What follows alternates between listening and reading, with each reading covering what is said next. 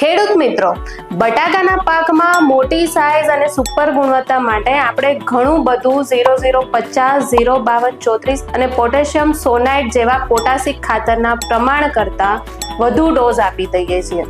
પરંતુ શું તમે જાણો છો કે છોડને જેટલી જરૂર પડે તેટલું જ પોટાશ તે ઉપયોગ કરે છે? બાકી રહેલું પોટાશ જમીનમાં રહેલા કેલ્શિયમ, મેગ્નેશિયમ અને ઝિંક સાથે બોન્ડિંગ થઈને કોમ્પ્લેક્સ અણુ બનાવી દે છે, જેના કારણે સૂક્ષ્મ તત્વોની ઉણપ, મૂળ વિકાસમાં ઘટાડો અને જમીનમાં ક્ષારનું પ્રમાણ ભારે વધી જાય છે.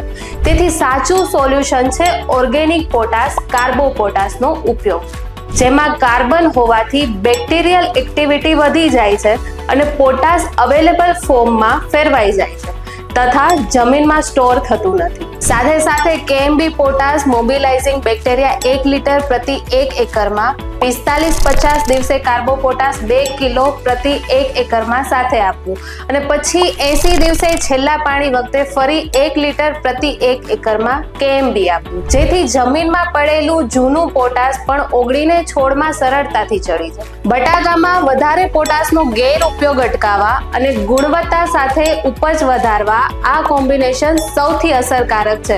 અને હા, આજે જ તમારા ડીલર પાસે વેલક્રોપ કંપનીનું કાર્બો પોટાશ માંગવાનું ભૂલતા નહીં.